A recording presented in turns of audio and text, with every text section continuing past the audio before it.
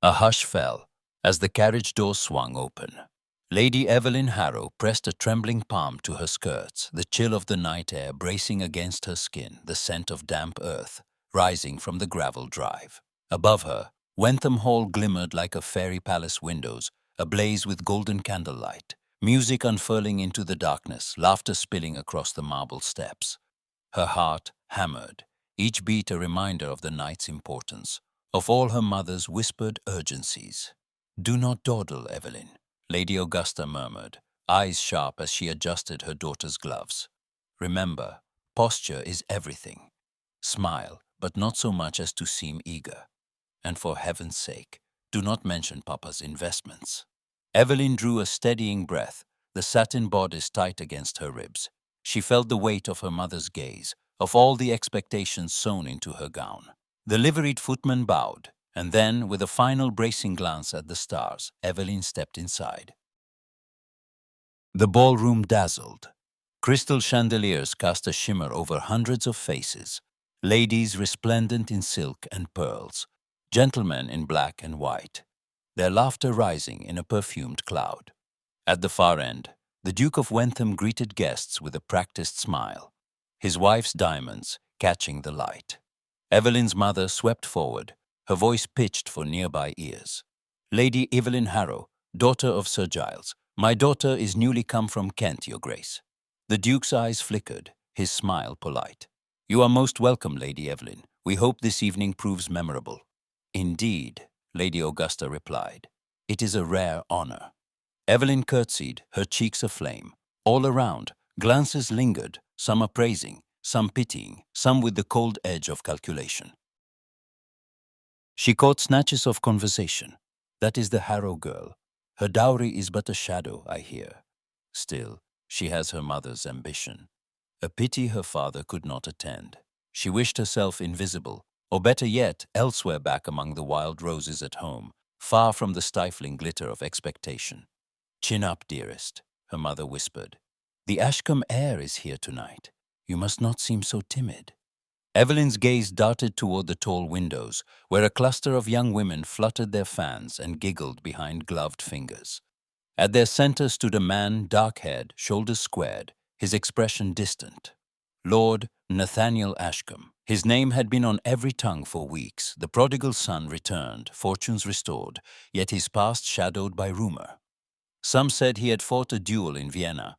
Others whispered of a broken engagement in Florence. He stood apart, glass in hand, gaze fixed on the crowd as if searching for something or someone he could not find.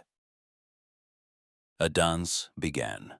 Lady Augusta, relentless, steered Evelyn toward the edge of the floor. "Observe, but do not appear desperate. If you catch Lord Ashcombe's eye, a simple nod will suffice." Evelyn nodded, though the prospect filled her with dread. The music swept up, violins sighing. Couples glided past, laughter and perfume swirling. Evelyn felt the weight of eyes upon her, the stifling heat of the room, the knowledge that every step, every smile, might tip the balance of her fate. Across the room, Lord Nathaniel's gaze met hers. For an instant, time seemed to slow. The chatter faded, the candlelight softened. He looked at her, not at her gown or her family's fortune, but at her. Evelyn's lips curved into a hesitant, genuine smile, a moment of truth amid the artifice. Something in Nathaniel's eyes flickered, a brief spark of surprise, almost hope. A hush rippled through the crowd. The Duke raised his glass for a toast, his words lost as every eye turned to Evelyn. She stood, poised yet trembling, her smile unwavering. Nathaniel's lips parted as if to speak, but the moment fractured, the music swelled. Conversation resumed, and Lady Augusta seized Evelyn's arm, hissing, "Well done, my dear. You are noticed." Yet as the dance unfolded, Evelyn could not shake the sensation of being seen, not as a pawn, but as herself. Nathaniel, too, felt the old restlessness stir. Her smile haunted him. Across the ballroom, beneath the blaze of chandeliers, two lives had intersected for the briefest of moments, unsettled, curious, drawn by something neither could yet name. And somewhere, just beyond the reach of candlelight, fate waited to take its next step. By the following morning, The Harrow name was on every tongue, from Wentham Hall's marble corridors to the bustling marketplace in the village. Lady Evelyn's smile, so unexpected, so genuine, had become the subject of lively speculation. Some whispered of a budding romance. Others wondered if a simple glance across a ballroom could truly alter a young woman's prospects. But for Evelyn, the world felt no lighter. If anything, the scrutiny was more acute. Every glance waited with expectation and curiosity. Lady Augusta seized upon the shift in attention with all the fervor of a general marshalling troops before battle. "You must not squander this," she insisted, as she laced Evelyn's stays with a vigor that bordered on punitive. "Your reputation is improving, and with it, our fortunes. The Duke's wife herself complimented your composure. Do you comprehend what that means?" Evelyn winced, biting back a retort. "Only that I smiled, Mamma." Lady Augusta's eyes narrowed. "It means you are seen as more than a penniless baronet's daughter.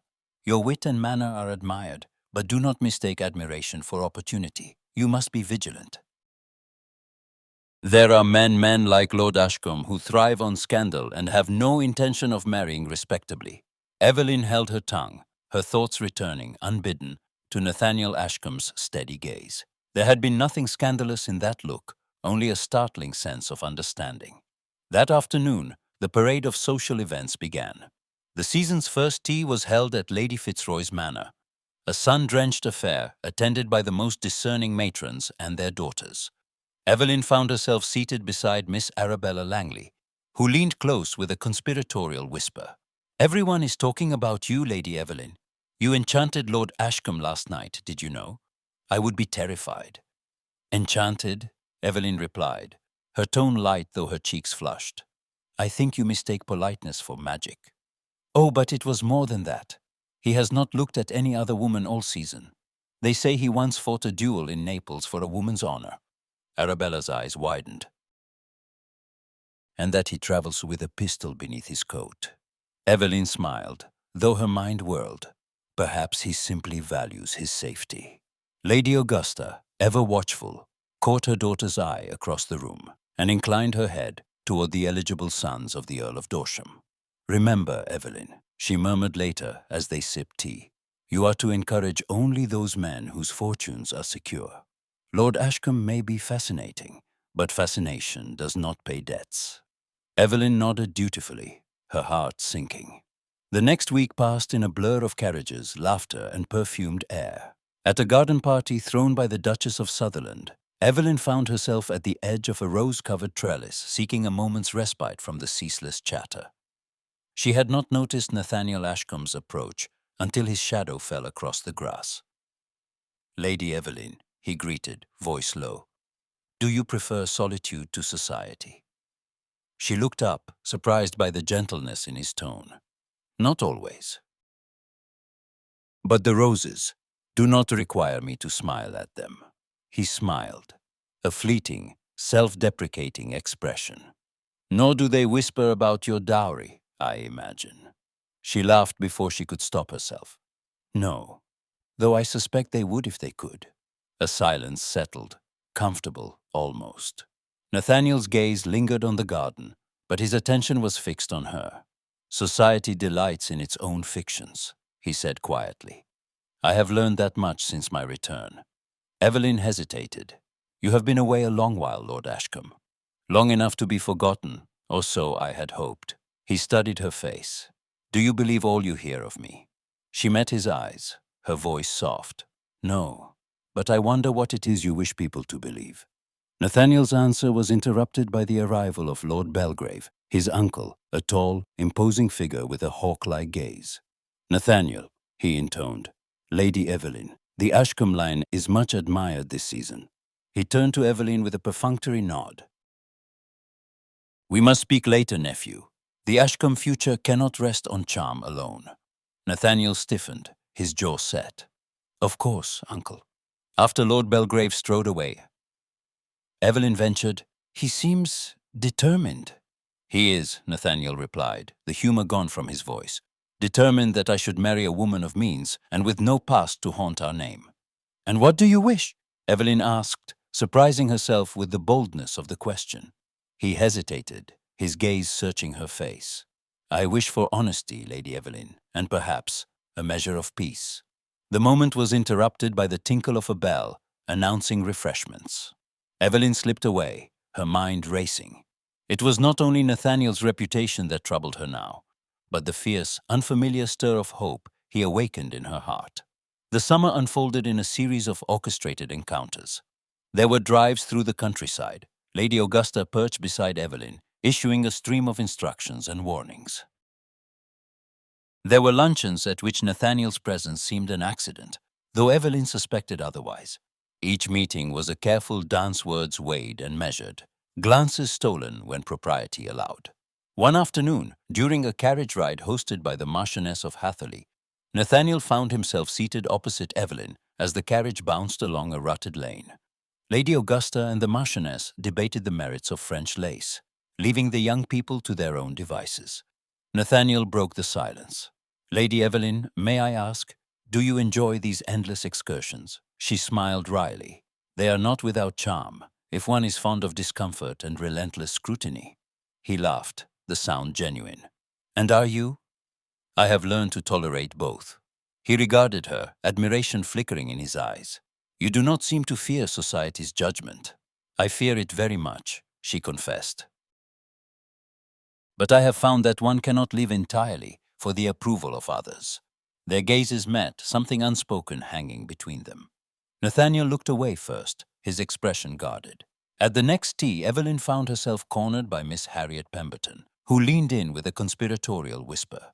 "Lady Evelyn, I must warn you, Lord Ashcombe is not to be trusted. They say he left a woman ruined in Florence. She was an opera singer, quite beautiful. He abandoned her for a countess." Evelyn felt a chill. "Do you believe every rumor you hear, Miss Pemberton?" Harriet shrugged, eyes alight with mischief. "It is not for me to say, but Lady Augusta would not wish her daughter entangled in scandal." That evening, as Evelyn readied for yet another ball, Lady Augusta pressed her case with renewed fervor. "You must not let your head be turned by a man with such a reputation. Lord Ashcombe is charming, but charm is not security. I will not have you sacrifice your future for a fleeting fascination." Evelyn turned, meeting her mother's gaze.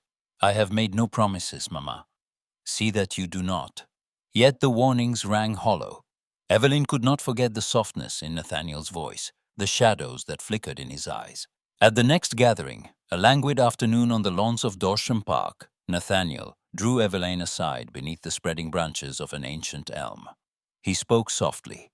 "You have heard the rumors, I suppose." She nodded, unwilling to lie.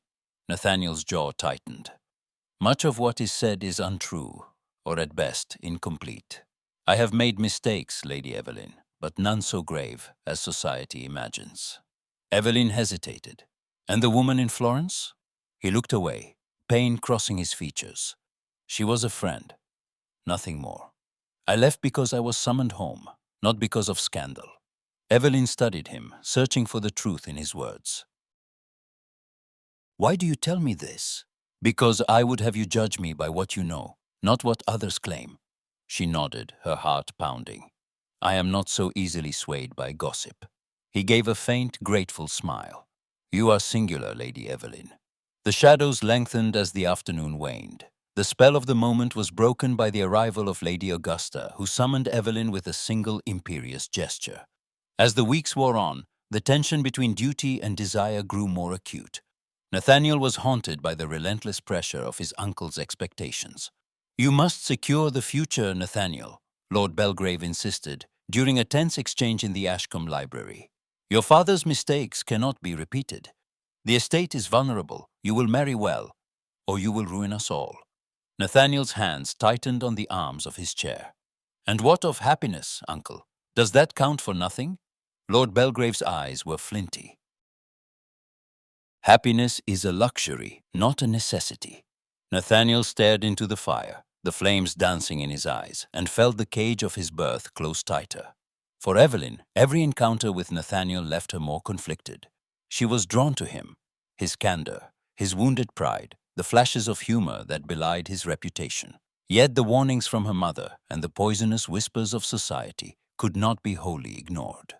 One evening, As Evelyn prepared for yet another glittering assembly, she caught her reflection in the looking-glass.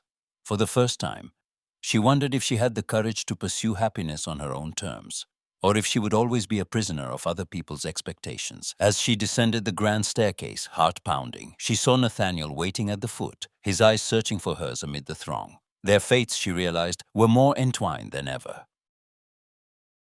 And as the orchestra struck up the first notes of the waltz, Evelyn stepped forward, uncertain of everything except her growing longing to know the truth of the man behind the scandal. Beyond the music and the murmurs, something waited, something dangerous and exhilarating that would change the course of both their lives. The arrival of Sir Reginald Fletcher was heralded by a flurry of invitations and an almost indecent gleam in Lady Augusta's eyes. Sir Reginald, heir to a sprawling estate in Surrey and rumoured to possess the patience of a saint, was the embodiment of every mother's matrimonial ambition. He was always punctual, always polite, and, as Evelyn soon discovered, profoundly, excruciatingly dull. "I do hope you are attending to Sir Reginald, Evelyn," Lady Augusta hissed one afternoon as they took tea in the Fletcher drawing-room, gilded and stifling. "He is exactly the sort of gentleman whose attention you must cultivate.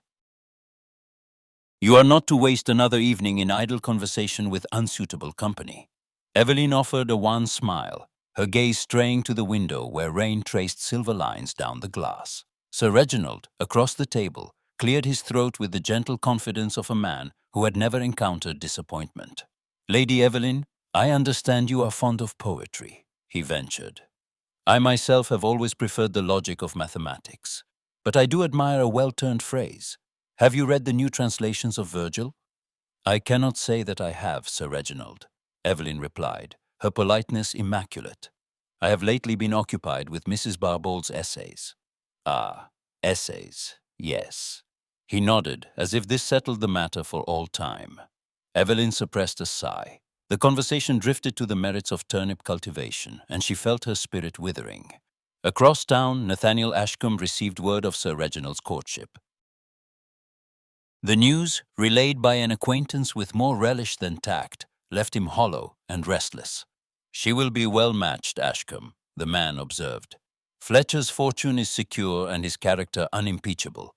Nathaniel's answer was clipped. "Unimpeachable, perhaps, but does she care for him?" The man grinned, uncomprehending. "Care? What has that to do with anything?" Nathaniel did not reply. That evening, he paced the length of his study, the firelight throwing restless shadows across the walls. He saw Evelyn smile in every flicker, heard her laughter in the wind rattling the panes. He knew what was expected, that he remained distant, a spectre at the edges of her life, for her own protection. Yet the thought of her in Sir Reginald's arms filled him with a fierce and unwelcome envy. The season's highlight arrived, the lavish masquerade ball at the Duke of Wentham's. The great hall was transformed. Velvet drapes and gilded mirrors reflecting 1,000 shifting figures.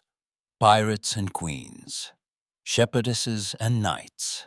Masks concealed intentions. Whispered secrets flourished in the candlelit gloom. Evelyn entered on her mother's arm, her gown of silver silk shimmering, her mask a delicate filigree that concealed little of her thoughtful gaze. Sir Reginald, in a domino of sober black, offered his arm and led her dutifully through 2 dances. He spoke of the weather, of parliamentary reform, of the state of the roads between Surrey and Kent. Evelyn replied with practiced graciousness, but her eyes searched the crowd, heart quickening at every shadow that seemed too tall, every laugh too familiar. Nathaniel watched from the periphery, his own mask lending him a wolfish anonymity. Jealousy coiled inside him, sharp as hunger. When he finally approached Evelyn, it was with a caution that belied the tempest beneath his calm. "May I claim this dance?" he asked, his voice pitched low, almost unrecognizable. She started, recognition flaring in her eyes. "I wondered if you would come." He led her onto the floor. As they moved together, the world slipped away. No mothers, no suitors, only the brush of silk and the hush of their breath. "You seem troubled, Lady Evelyn," Nathaniel murmured as the waltz swept them into the shadows. She hesitated, then, emboldened by the mask, spoke freely. "I'm tired of being told what I must desire. Is it so wrong to wish for a life of one's own making? Nathaniel's grip tightened almost imperceptibly. It is not wrong, but it is rarely permitted. She searched his eyes, seeing the man behind the mask. And what do you wish for, Lord Ashcombe? He hesitated, voice roughened by feeling. Freedom. To love without fear. To be seen for who I am, not what I am rumored to be. The orchestra soared. Evelyn felt the words lodge in her heart, dangerous and sweet. My mother wishes me to wed Sir Reginald, she admitted. He is everything a sensible woman should want. But not what you want, Nathaniel pressed. She shook her head, her voice barely a whisper. No, I want more. I want to choose. Nathaniel's eyes burned through the mask. You deserve more, Evelyn. Their bodies drew closer, the music slowing. For a moment she allowed herself to imagine a world where such words might lead to happiness. But the vision fractured as the dance ended, reality rushing back like a chill. She stepped away, her mask trembling in her hand. This cannot be, Nathaniel. Not as things are. He bowed, anguish flickering across his features. I know, but I had to say it, even if only tonight. Evelyn turned, weaving through the crowd, her heart torn between longing and terror. The mask pressed into her palm, a reminder of what she could not claim. From the gallery above, Lady Augusta watched, suspicion narrowing her eyes. Later, as Evelyn prepared for bed, her mother's voice cut through the silence. You were seen dancing with Lord Ashcombe. I will not have you risking everything for a man who cannot offer you security. Evelyn faced her mother, chin lifted. There is more to happiness than security, Mama. Lady Augusta's mouth tightened. That is the talk of a child. Sir Reginald has made his interest plain. You will encourage him. Evelyn said nothing, but her silence was not assent. Days passed in a blur of forced smiles and stilted conversation. Sir Reginald called, bringing hothouse roses and a new book of sermons. He spoke of estate management and his plans for expansion.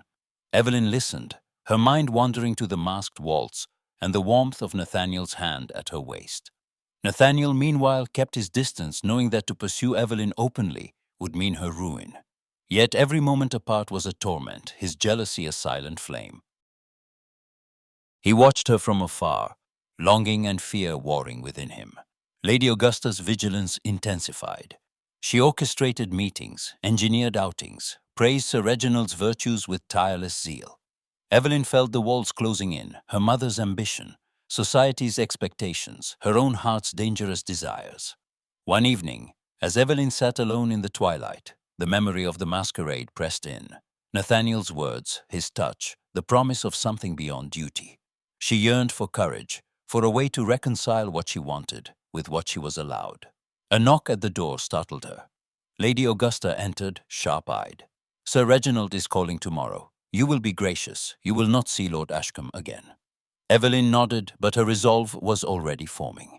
She could not unlearn what it felt like to be truly seen, even if only for the length of a single dance. As the clock chimed midnight, Evelyn lay awake, the world outside silent and uncertain. Somewhere beyond the reach of propriety, possibility stirred fraught, forbidden, and achingly real. Thunderclouds gathered on the horizon, threatening a summer storm. But it was not the weather that sent ripples through the quiet corridors of society. It was a letter, one small, elegant envelope, cream-colored and sealed with foreign wax, that would ignite a blaze of speculation and unravel the fragile peace Evelyn and Nathaniel had so carefully maintained. The letter arrived at Ashcombe House one cloud-thick morning, addressed in a slanting, unfamiliar hand. The butler's eyebrow arched as he delivered it, and Nathaniel's own heart stuttered when he recognized the Italian postmark. He retreated to the privacy of his study, the paper trembling in his grasp, and broke the seal with a sense of dread. It was from Signora Lucia Bellanti, the Italian woman whose name had once set London's tongues wagging, and whose memory haunted Nathaniel's darkest hours. The contents were harmless enough, a courteous inquiry after his health, a mention of mutual acquaintances, a wistful recollection of Florence's golden sunsets. Yet the very existence of the letter was enough to rekindle all the old rumors. Servants whispered. Lady Belgrave's companion glimpsed the signature. By nightfall, gossip flickered through every drawing room. The Ashcombe heir was entangled, once again, in continental intrigue. Evelyn, meanwhile, found herself swept along by society's rising tide. Her days blurred into a parade of teas and carriage rides, each event more suffocating than the last. Lady Augusta was tireless, pressing her daughter to show favour to Sir Reginald Fletcher, whose dullness had become oddly reassuring in a world where every feeling was suspect. "Sir Reginald is stability," Lady Augusta insisted, her voice sharpening as Evelyn hesitated over a dinner invitation. "You may not be in love, but you will be secure." That is more than most women can hope for. Evelyn stared at her reflection, her pale cheeks and shadowed eyes, and wondered when she had become so changed, when hope had begun to feel like a dangerous indulgence. It was on such a restless morning that Evelyn, seeking refuge from her mother's plans, wandered into the Wentham library. The room was quiet, dust motes swirling in the shafts of sunlight. She reached for a book and in doing so brushed against a stack of letters on the writing desk, one of which slipped and fell open at her feet. She bent to retrieve it, her gaze inadvertently catching the spidery Italian script. "Caro Nathaniel, Florence remains as bright as ever." A chill prickled down her spine. She had not meant to read, but the words leapt out, innocent and yet damning. As she straightened, the door swung open, and Nathaniel stood framed in the threshold. His eyes flickered from her face to the letter in her hand, and an instant of silent understanding passed between them, followed by a flicker of pain. "I did not mean to intrude," Evelyn began, flushing. "The letter, it fell." Nathaniel's voice was clipped, a mask of composure slipping into place. "It is nothing. A relic from the past, that is all." She pressed the letter into his hand, uncertain. "From Italy?" "Yes." He hesitated, then offered a brittle smile. "Florence. The city has a long memory." Evelyn searched his face, yearning to ask what she dared not. But before she could, Lady Augusta's voice rang through the hall. "Evelyn, the Fletchers await us for luncheon." Nathaniel inclined his head, his features unreadable. "You should go." She left, but the letter's weight lingered in her thoughts, its foreign intimacy, the way Nathaniel's eyes had darkened, the wall that now seemed to stand between them. Outside, the wind picked up, rattling the windows. That night, Evelyn lay awake, her mind circling the image of the letter, her doubts feeding on the silence. Was Nathaniel's affection for her only a passing fancy, a distraction from the wounds of his past? Or was he forever bound to another, no matter how he protested? The next morning brought no respite. Lady Augusta's mood was brittle. She had heard the latest whispers. "You must not entertain any further attachment to Lord Ashcombe," she said, her tone brooking no argument. "His name is once again on every tongue. If you care for your future, you will accept Sir Reginald's attentions graciously. There is talk that Lord Ashcombe's uncle will cut him off entirely should he persist in his reckless associations." Evelyn's heart contracted. "Is that true?" "It is of no consequence to us," Lady Augusta snapped. "You must think of yourself." But Evelyn could think of nothing else. Later that afternoon, as the rain lashed the windows and thunder rolled over the fields, a footman brought her a note. Sir Reginald would call at 4 o'clock to discuss his hopes for their future. The words sent a wave of dread through her, yet she found herself unable to protest. Elsewhere, Nathaniel faced his own reckoning. Lord Belgrave summoned him to the study, the air heavy with the scent of pipe smoke and old leather. "You know why I have called you," the older man began, voice like gravel. "You are making a spectacle of yourself. This foolish infatuation with Lady Evelyn, she is penniless, her family's name is waning, and now you drag the Ashcombe name into further disgrace." Nathaniel's jaw tensed. "My feelings for Lady Evelyn are my own affair." Lord Belgrave's fist struck the desk. "You will end this. If you do not, I will see you disinherited. The estate cannot survive another scandal." Nathaniel stared into the fire, agony twisting through him. He thought of Evelyn, her smile, her fierce wit, the honesty in her eyes, and felt the cruel weight of his uncle's threat. He had always known happiness was a luxury he might never afford, but now it felt like an impossibility. The following days passed in a haze of forced civility. Evelyn and Nathaniel encountered each other often, for society would not permit them to disappear entirely. At Lady Fitzroy's soirée, Their eyes met across a crowded room, both faces composed, each harboring a private storm. "Lady Evelyn," Nathaniel said, bowing with impeccable politeness. "Lord Ashcombe," she replied, her tone cool. Their words were measured, their smiles tight, but beneath the surface longing and pain warred for dominance. "You seem well," he remarked, his voice betraying nothing. "As do you," she replied, though her heart ached. Conversation drifted to safer subjects: music, the weather, the latest play at Drury Lane, but neither could forget what lay unspoken. Lady Augusta, observing from a distance, was not deceived. That evening, as they returned home, she pressed her daughter. "You must accept Sir Reginald. It is the only way to secure your future." Evelyn's hands twisted in her lap. "Must I choose misery simply to be safe?" Lady Augusta's eyes softened, but only for a moment. "You are not the first woman to make such a bargain. You will not be the last." Sir Reginald's proposal, when it came, was as courteous and uninspired as Evelyn had expected. "Lady Evelyn, I have long admired your grace and intelligence. I should be honored if you would consent to be my wife."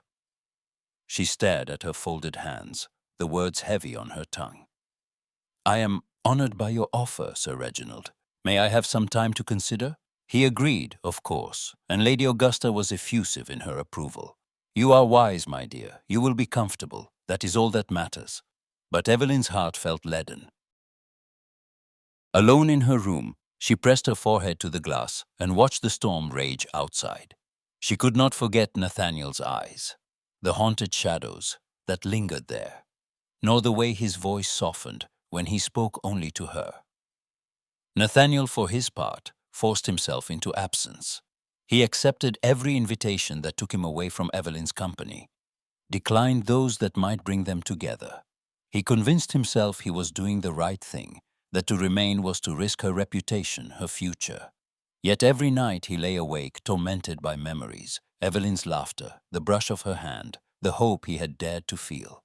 He found little comfort in solitude. His uncle's threat hung over him, a sword waiting to fall. The letter from Italy, now tucked away in a drawer, was a bitter reminder of the past he could not escape. He stared at it for long hours, wondering if he had been a coward to leave Florence, or if he was a coward now for leaving Evelyn. One evening, as the world outside lay drenched in rain, Nathaniel found himself walking the long, empty halls of Ashcombe House. The silence pressed in, broken only by the echo of his footsteps. He paused before the window, watching the storm, and let himself whisper her name, a prayer, a curse, a longing. Evelyn, too, suffered in silence.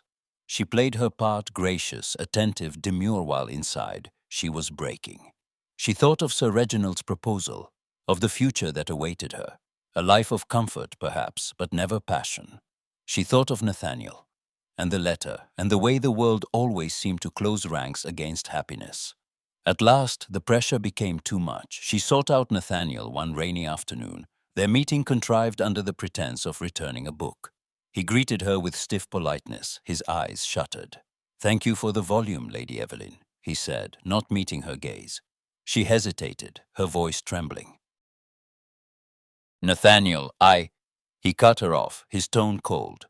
"You should accept Sir Reginald. It is the wisest choice." Her breath caught. "Is that what you truly wish for me?"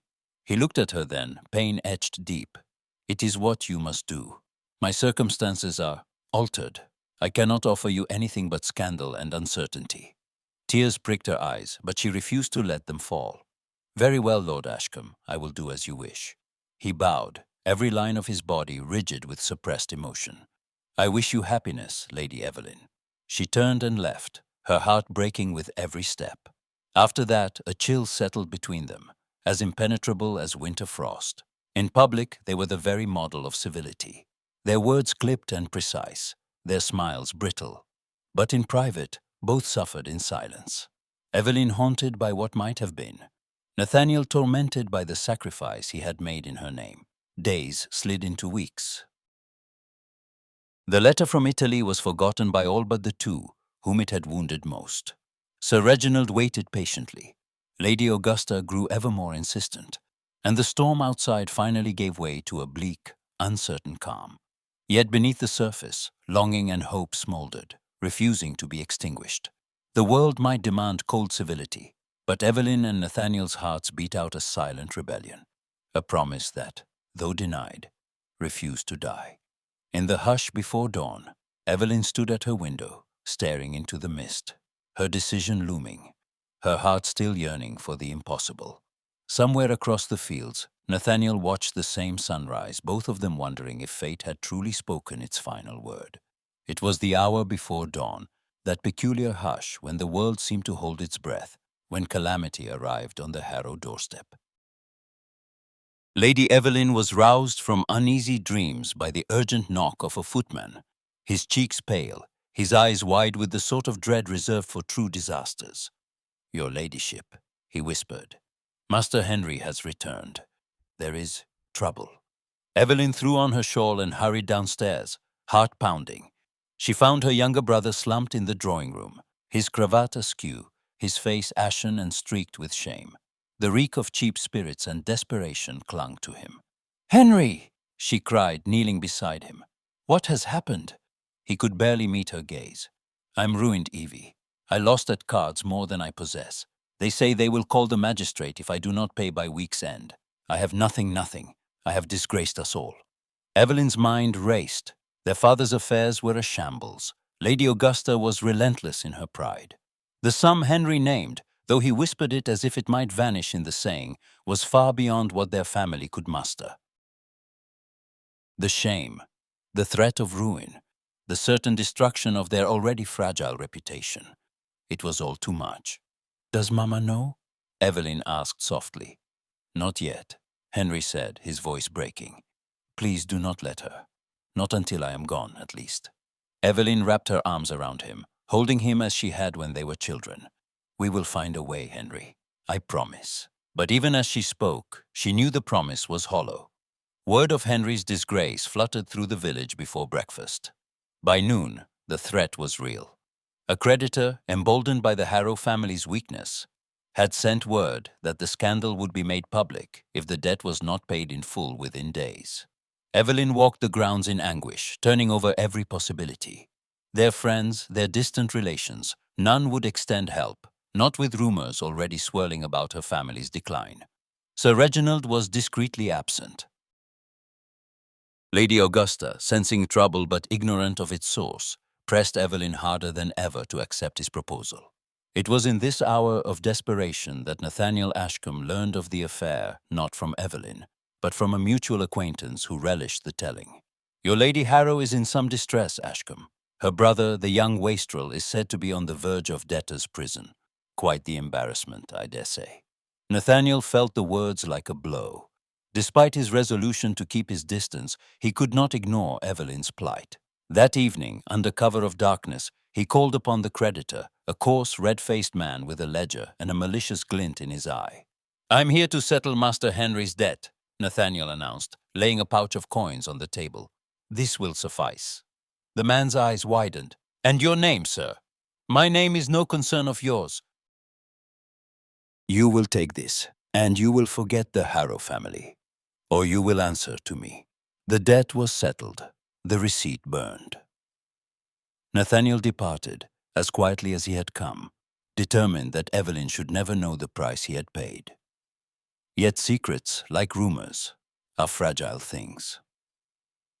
2 days later, as the crisis seemed to recede, Henry sought out his sister, shame and gratitude warring on his face. "I'm saved, Evie," he blurted. "I do not know how, but the debt is gone. The creditor said a gentleman paid it, an anonymous benefactor." Evelyn felt a strange certainty bloom in her chest. Only one man could have done this, and only for her sake. She found Nathaniel in the rose garden, the late afternoon sun catching in his hair, his face shadowed by fatigue and something deeper. "Why did you do it?" she demanded, unable to keep the tremor from her voice. He turned, surprise flickering in his eyes. "You know then. Henry told me." "I can think of no one else who would show such kindness and at such risk to himself." Nathaniel looked away, his voice rough. "It was nothing. I could not bear to see you suffer for your brother's folly." She stepped closer, her resolve faltering.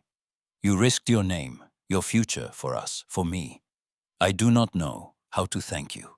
He reached for her hand, his touch gentle but desperate. Do not thank me, Evelyn. I did it because I could not do otherwise. I love you. I have tried to deny it, to protect you, but I cannot. She caught her breath, tears springing to her eyes. I have tried to do as I am told, to be dutiful, sensible. But I love you, Nathaniel. I always have. He gathered her into his arms, their barriers crumbling at last.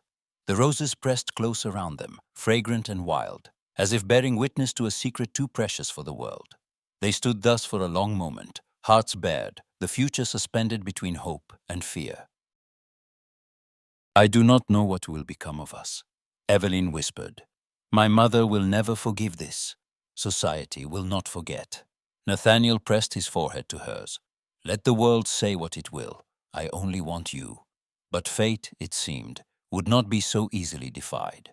Lady Augusta, who had watched the house with a hawk's vigilance, found them as the sun dipped low, her face pale with fury. How dare you? She hissed, snatching Evelyn's arm. You will not see this man again. Do you hear me? I will cut you off utterly if you defy me. Evelyn stiffened, her eyes shining with resolve and heartbreak. Mama, please, not another word. You are coming inside, and you— She turned on Nathaniel, her voice trembling. Will leave this place and never return. If you care for my daughter at all, you will not drag her into ruin. Nathaniel's face was unreadable. He bowed, the gesture formal. But his eyes lingered on Evelyn. I will not bring you harm, he said quietly. But know this, my love is yours, whatever you decide. Evelyn watched him go, the distance between them widening with every step. Her mother's grip was iron, the threat of disinheritance ringing in her ears, but in her heart, something fierce and unbreakable had taken root, promising that their story was not yet ended. The world might close its doors, but love had found its voice and would not be silenced. The wind that swept the moors that spring carried with it the promise of change and the scent of distant sorrow. Nathaniel Ashcombe stood at the window of his study, eyes fixed on the grey horizon, a letter trembling in his hands. The wax was foreign, the seal hastily pressed, and the script unmistakably Italian. He hesitated only a moment before breaking it open, his heart thundering as he read. Dearest Nathaniel, this is written at the last when my strength fails. I must confess to those who have maligned you, to those who have misunderstood. You were never my lover, but my savior. You alone helped me escape the cruelties of my husband, risking your name for my freedom. Tell them, if you can, that you are blameless. I will speak the truth if I have time. Yours in gratitude, Isabella. Nathaniel pressed the letter to his lips, a tide of relief and grief, threatening to undo him. Isabella, whose name had shadowed his every step in England, was dying. Her confession, at last, offered the hope of vindication, yet he knew too well how slow and stubborn the tongues of London could be. News travelled on crippled wings while scandal soared. Outside, the first fragile green of spring crept over the fields, but inside, the Harrow household was cold with tension. Evelyn moved through the days as if in a dream, her thoughts snagged between duty and longing.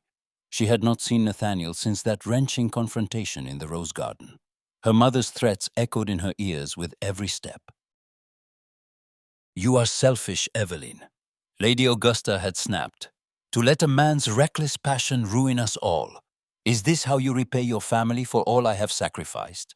Mama, please, Evelyn had pleaded. Nathaniel is not what they say.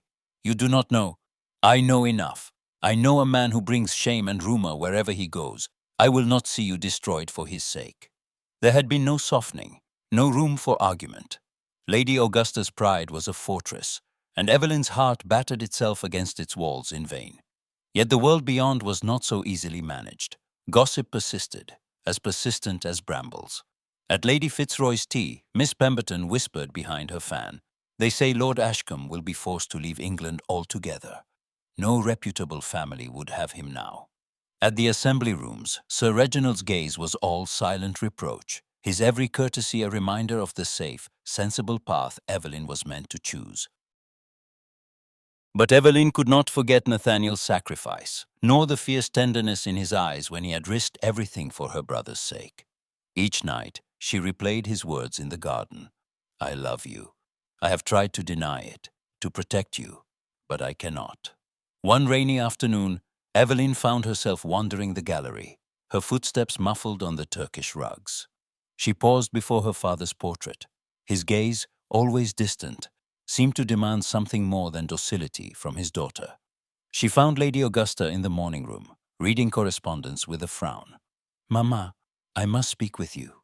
Lady Augusta did not look up. If it is about Lord Ashcombe, I have nothing more to say.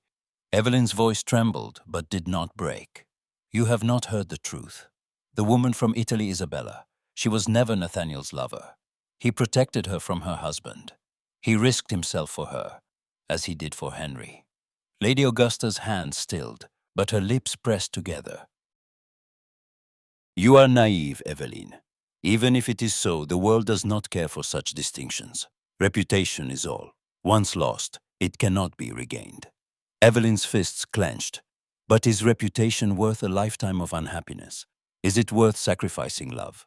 Lady Augusta met her gaze at last, her own eyes haunted. You speak as if you have a choice, but you do not. You will accept Sir Reginald, and you will thank me for saving you from ruin. Evelyn left, frustration burning behind her eyes. She could not reason with a woman who saw the world as a ledger of debts and credits, who mistook love for recklessness and freedom for disgrace. As the days slipped by, word of Isabella's illness filtered in slow fragments from the continent. Nathaniel received a second letter written by the family's physician. Isabella had dictated a statement to the parish priest, who swore to its truth.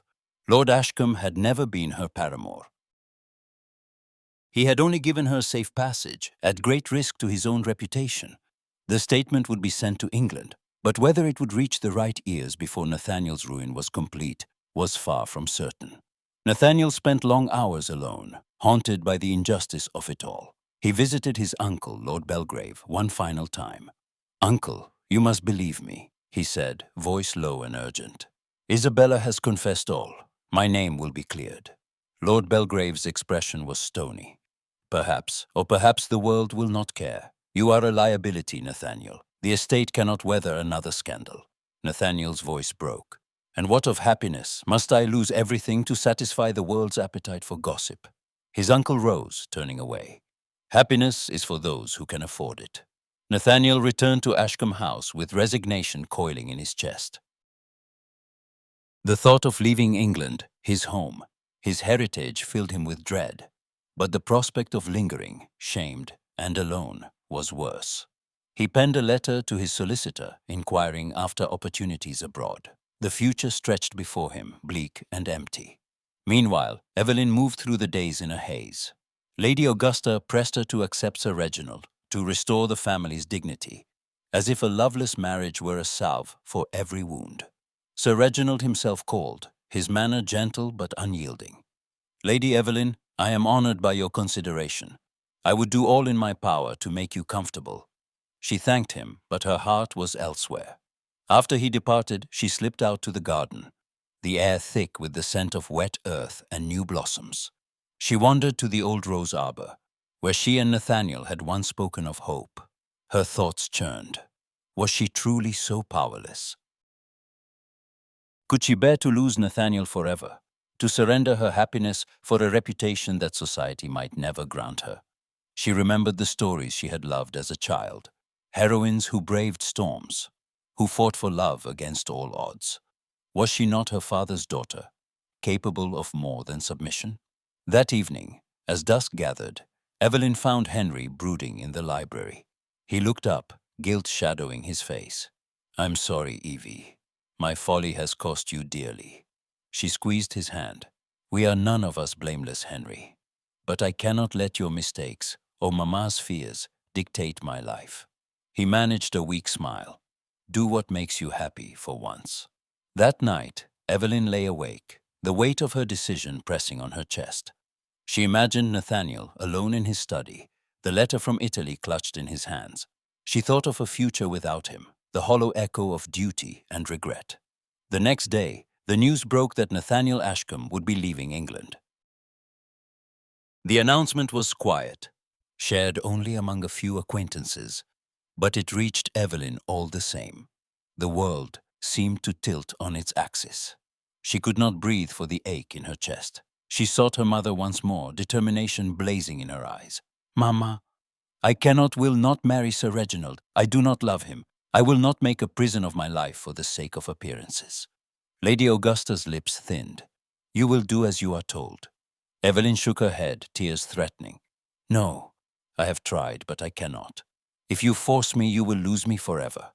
Lady Augusta stared at her, stunned. For the first time, Evelyn saw fear flicker in her mother's eyes. "I'm sorry, Mama," Evelyn whispered, her voice breaking. "But I must live for myself."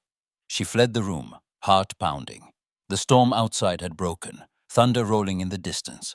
She hurried to the stables, calling for her horse. As she rode through the rain, Evelyn's thoughts were wild, desperate. If she did not act now, Nathaniel would be gone, perhaps forever. She would lose her chance at happiness, not to society, not to her mother, but to her own indecision. At Ashcombe House, Nathaniel packed his belongings in silence. The rooms echoed with memories. He paused in the library, staring at the letter from Isabella, wondering if it would ever matter, if the truth could ever catch up with the lies. A knock sounded at the door. He turned, expecting the butler, but instead found Evelyn, rain-soaked and breathless, standing in the threshold. "Nathaniel," she gasped, "please don't go."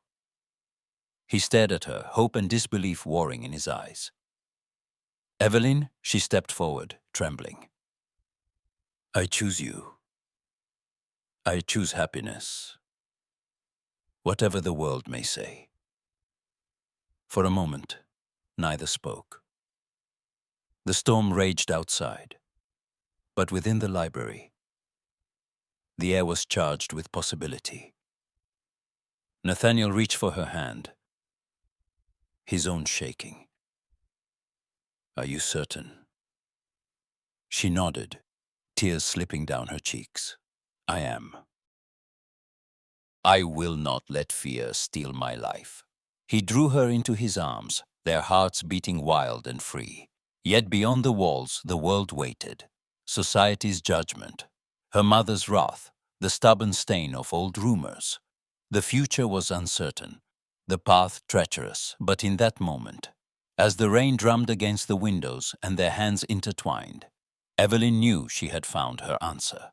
And somewhere across the sea, the truth raced toward England, carrying with it the fragile hope of redemption, if only it would arrive in time. The chandeliers in the Wentham ballroom shimmered like 1,000 captured stars, casting their gilded spell over the swirling silks and crisp cravats of the assembled guests. It was the height of the season, and anticipation crackled in the air, a charge that seemed to intensify as Lady Evelyn Harrow entered on her mother's arm. She wore a gown of pale blue, her bearing serene, but her heart beat with the force of a storm. Tonight, everything felt poised on a knife's edge. The world had grown sharper in recent weeks. Though Evelyn walked with composure, she could feel eyes upon her, could almost hear the hum of whispered speculation trailing behind her like a shadow. Lady Augusta's grip was iron, her smile brittle as she guided Evelyn through the crowd, steering her away from Nathaniel with practiced precision. Yet Nathaniel was everywhere, in the glances of the young ladies, in the murmurs of the gentlemen. He stood at the edge of the throng, dark-eyed and distant, his presence both a reassurance and a provocation. Evelyn's gaze flickered to him, a silent question, and he offered the barest nod. They had chosen each other, but had not yet declared it to the world, and the world, it seemed, had taken notice. The orchestra struck up a waltz, and Sir Reginald Fletcher, ever the dutiful suitor, approached. "Lady Evelyn, would you do me the honor?" His voice was gentle, but his eyes were searching, aware of the rumors that coiled through every conversation. "Of course, Sir Reginald," Evelyn replied, her voice smooth as porcelain.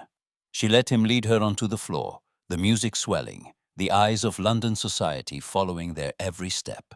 As they turned, the air thick with perfume and expectation, Lady Honoria Alsop, whose tongue was as sharp as her diamonds, watched with an expression of feline delight.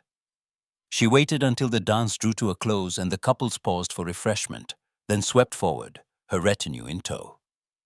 "Lady Evelyn, how enchanting to see you this evening," Lady Honoria drawled, her voice pitched for the benefit of those nearby. "I must congratulate you on your composure. It cannot be easy, with so many opinions swirling about." Evelyn inclined her head, unflinching.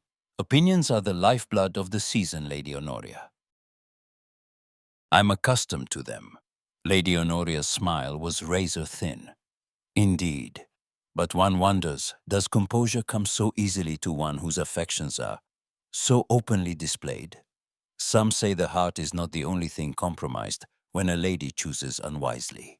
A ripple of laughter, tinged with malice, swept through the group. Evelyn felt the room grow colder, the air thick with accusation. Sir Reginald, colouring, shifted at her side. "Lady Honoria, I am certain Lady Evelyn's conduct is above reproach." "Oh, Sir Reginald, your chivalry does you credit," Lady Honoria interrupted. "But one cannot help but notice the intimacy between Lady Evelyn and Lord Ashcombe. It is a pity, truly. Some men are drawn to the fallen." Evelyn's breath caught, but she held Lady Honoria's gaze, her expression serene. "I'm sorry if my presence offends you, Lady Honoria, but I assure you I'm not so easily undone." Lady Honoria's eyes glittered. "Bravado is a poor substitute for virtue, my dear."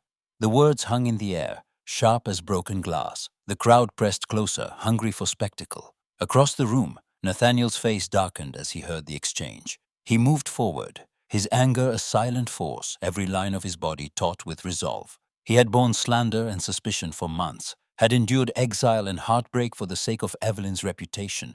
But this public cruelty, was beyond endurance. He reached the group just as Lady Honoria's laughter rang out again. "Lady Honoria," Nathaniel said, his voice low and clear, "I believe you mistake malice for wit." She turned to him, eyes narrowing. "Lord Ashcombe, you would do well to tread carefully. Your own reputation is hardly above reproach."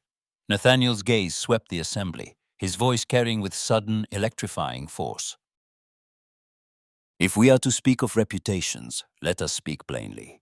He turned to Sir Reginald, who stood rigid with embarrassment, and raised his glass. "I toast your mistress, my lord, for there is no purer heart in this room." A gasp rippled through the crowd. Lady Honoria's smile faltered, the colour draining from her cheeks. Sir Reginald stared, stunned. The entire ballroom seemed to freeze, the music faltering, the dancers arrested mid-step. Nathaniel held Evelyn's gaze, his eyes blazing with conviction. "If virtue is to be measured, let it be by the courage to endure slander with grace and to love without shame." Evelyn felt a hush settle over her, as if time itself had paused.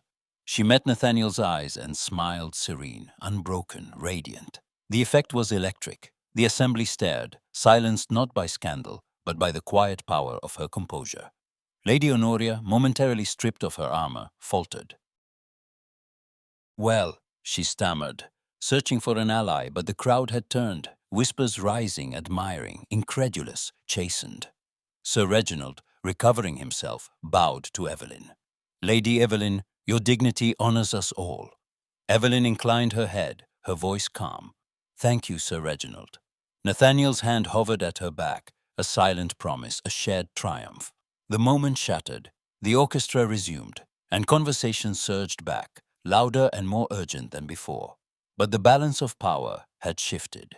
Where there had been pity or suspicion, now there was respect and a touch of awe.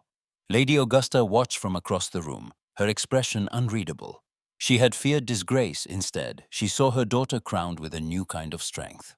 As the ball continued, whispers followed Evelyn's every step, not all kind, but many newly admiring. She had not vanquished gossip, but she had mastered it, her poise transforming humiliation into something rare and formidable. Later, as the night drew to a close, Nathaniel found Evelyn on the terrace, the cool air fragrant with night-blooming jasmine. "You were extraordinary," he murmured. She smiled, her heart fierce and full. "We were extraordinary." He took her hand, their future uncertain but their courage undeniable. Behind them, the ballroom buzzed with the story that would become the talk of the season. Ahead, the world waited full of peril, promise, and the hope that, at last, the truth might triumph over rumor. The envelope was unremarkable, a thin cream-colored thing among a stack of invitations and tradesmen's bills. Yet its journey had crossed borders and braved storms, carrying within it a secret that would change the fate of two hearts. It arrived in the drawing room of Ashcombe House on a mild April morning, the air heavy with the fragrance of hyacinths. Nathaniel recognized the foreign seal before the butler had even spoken. "For you, my lord."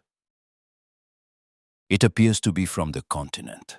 Nathaniel's hands were steady as he broke the seal, but his heart was not.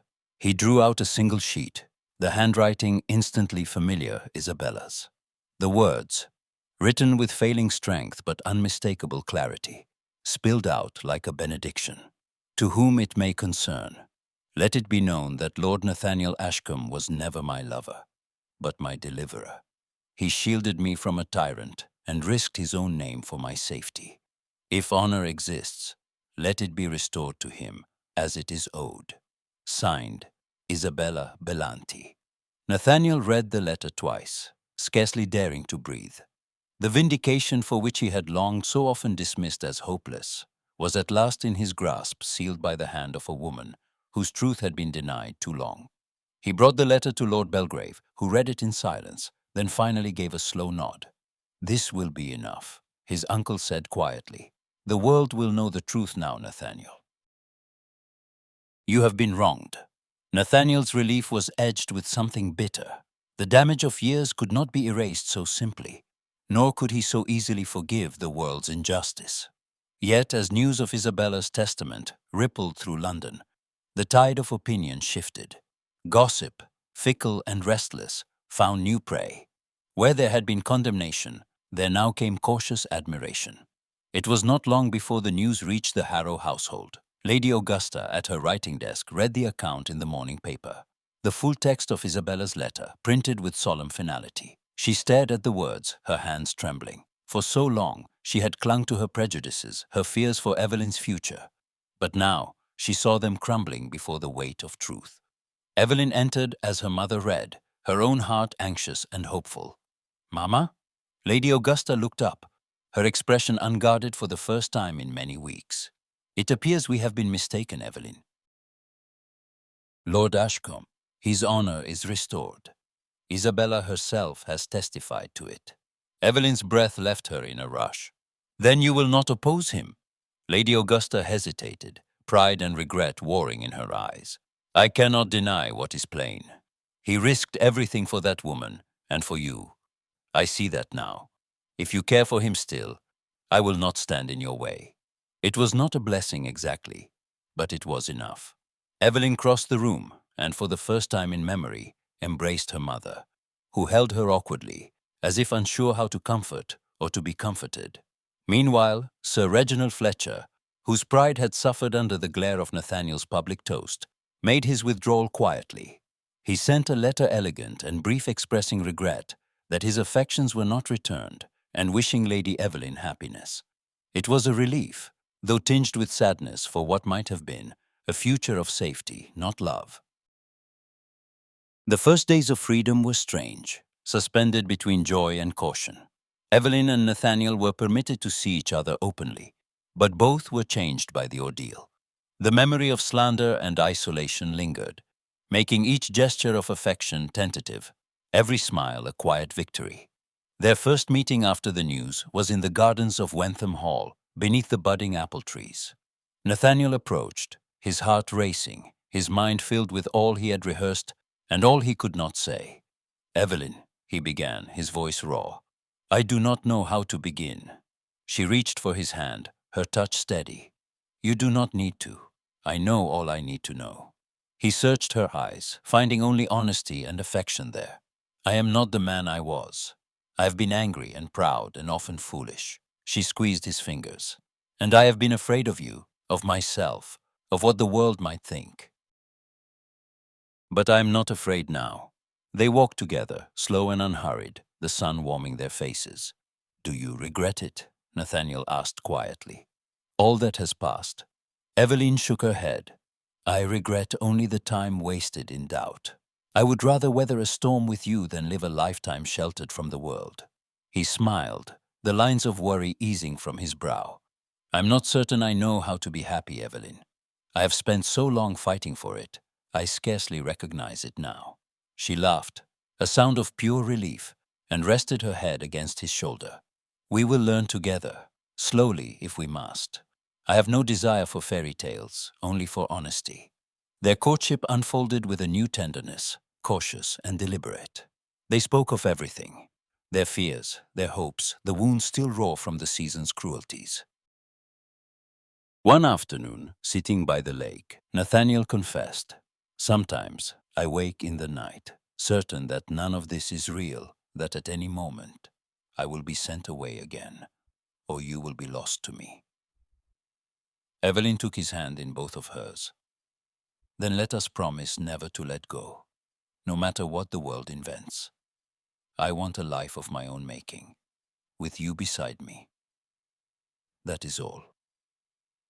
He nodded, emotion thickening his voice. "And if the world should turn against us again?"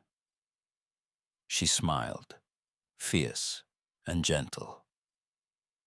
"Then let it try. I have survived its judgment once. I shall do so again, with you." At last, Lady Augusta invited Nathaniel to dine at the Harrow home.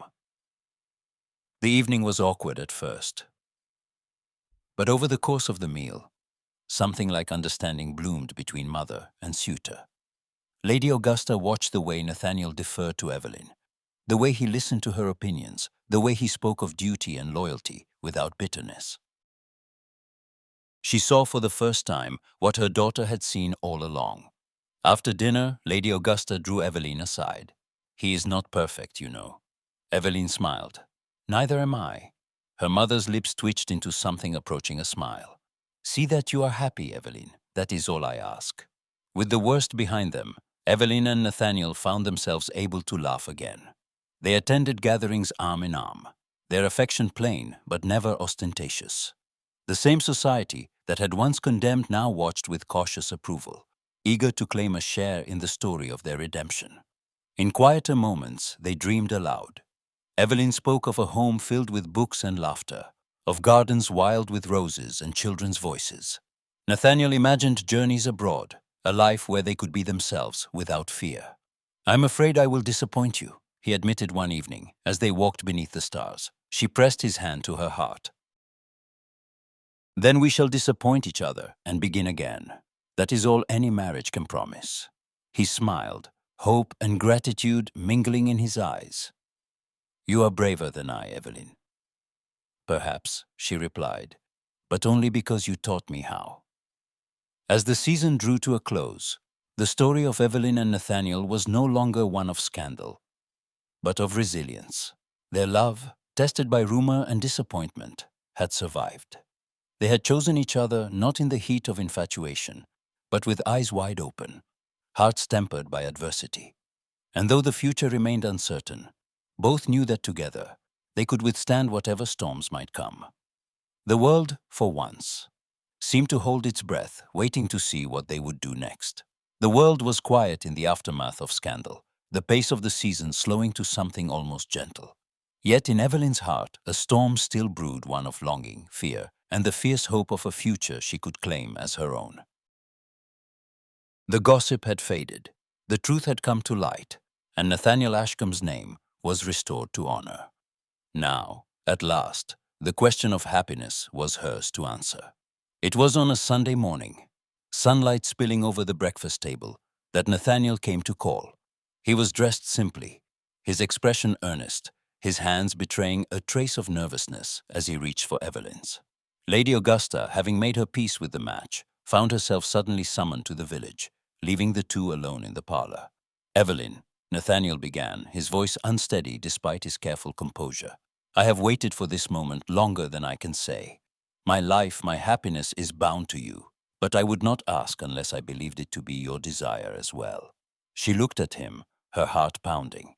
"You wish to marry me?" He nodded, searching her face. "I do. I wish for nothing else." but I will not hold you to any promise made out of gratitude or necessity. I want only your true consent." The words, so gentle, so deliberate, pierced through Evelyn's uncertainty. She felt, all at once, the weight of expectation, the echo of her mother's fears, the shadows of a future she had not yet chosen for herself. Her lips parted, but no answer would come.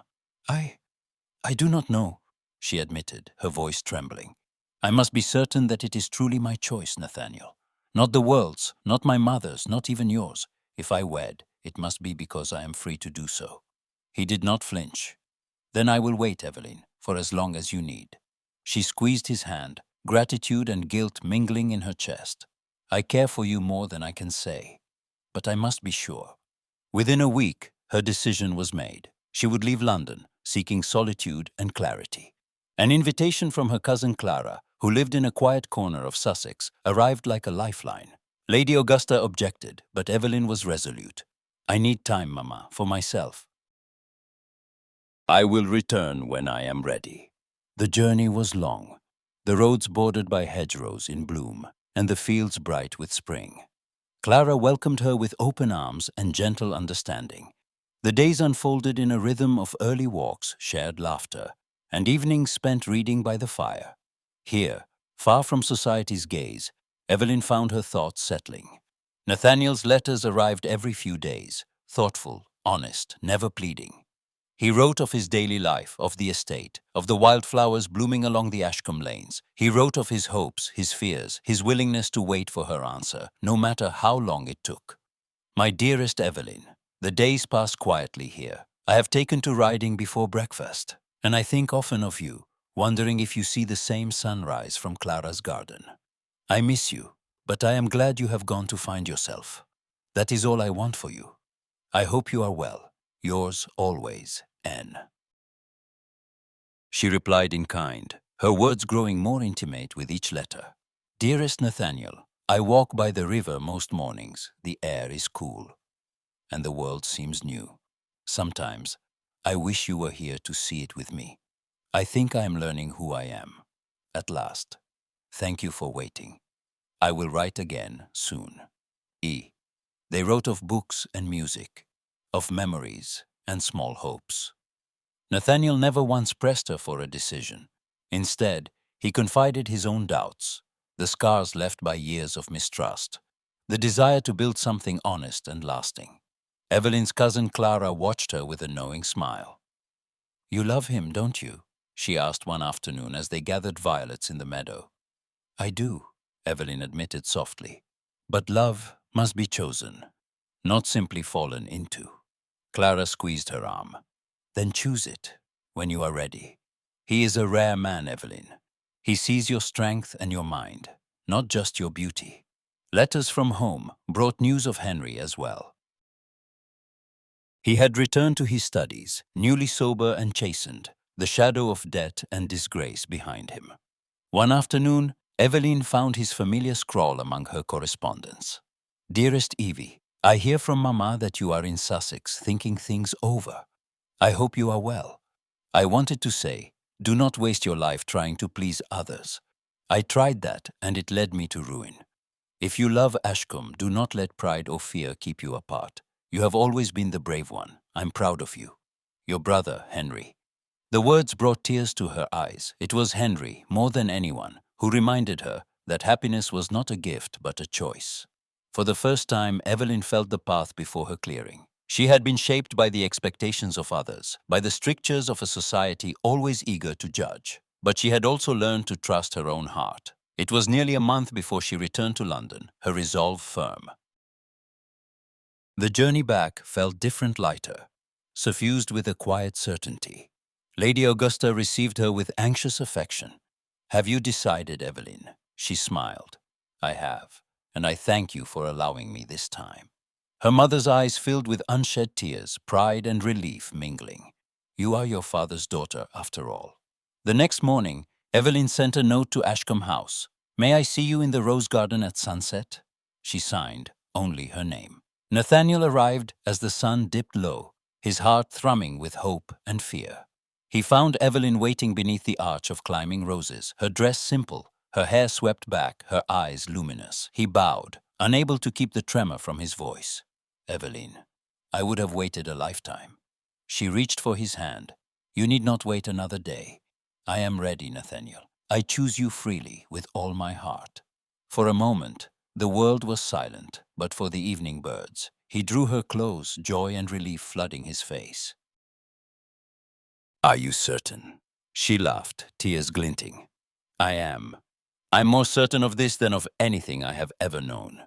They stood together as dusk gathered, the past shadows receding. There was no audience, no judgment, only the certainty of two souls joined by choice, not circumstance. As the stars began to prick the sky, Nathaniel pressed his forehead to hers. "We have come a long way, you and I." Evelyn smiled, her heart light. The journey was worth every step. But as they lingered in the rose-scented twilight, neither could forget that life's hardest choices were often only the beginning. And somewhere, just beyond the garden wall, the world waited, eager to see what courage and love might accomplish next. The Ashcombe estate shimmered beneath the golden haze of late summer, every avenue and terrace alive with celebration. The house itself, once haunted by rumor and regret, now overflowed with laughter, the scent of roses drifting through open windows, and the soft strains of music echoing through marble halls. It was a night spoken of for years to come, a gathering not simply of families and friends, but of hope renewed, a promise at last fulfilled. Evelyn stood at her bedroom window, breathless as the carriages arrived, lanterns bobbing in the dusk.